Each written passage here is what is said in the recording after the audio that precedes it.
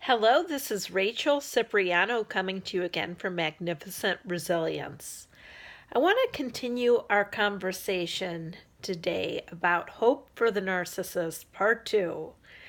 In my last video, I explained that narcissism, malignant narcissism, pathological, is usually formed in the childhood development as a result of significant abuse and or neglect, or conversely, if a person is overly indulged, coddled, spoiled, if you will, by their primary caretakers. And generally speaking, it is a condition that is considered fixed. In other words, virtually unchangeable, because the vast majority of people with this condition do not have the insight into themselves to understand what they're doing.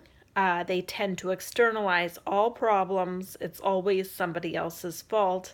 And without that ability to have insight into yourself, that's just the first step. It's still difficult to change, very difficult. But without that, it's almost impossible. However, the word impossible is not in our vocabulary here at Magnificent Resilience. I refuse to believe there is no hope for the narcissist and those who love them.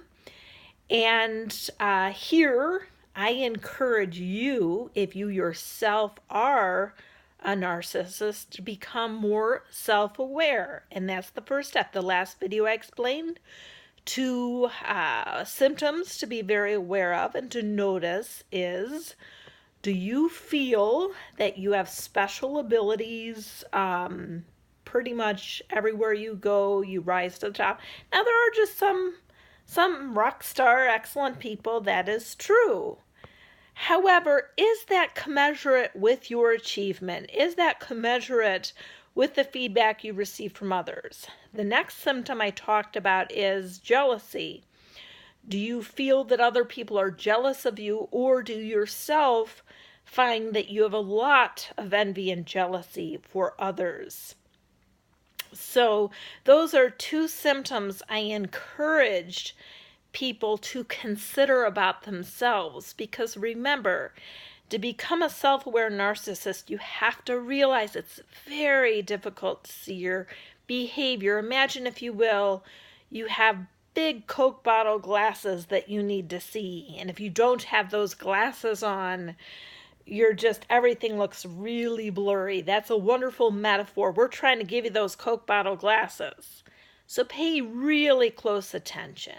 Have the courage and bravery to get feedback from others that you know have your back, and find out, become more self-aware, because that's the first step to positioning yourself to begin efforts to change this malignant structure. One of the difficulties in changing for the narcissist is, and for anyone with personality disorders, is generally their defense systems, their unhealthy structures tend to be most dysfunctional for other people, not themselves. Oftentimes, there's a common expression in the psych world that the neurotics make themselves miserable and other people happy. The personality disordered make themselves very happy and others miserable. But understand, there are negative effects for said individual with the narcissistic personality.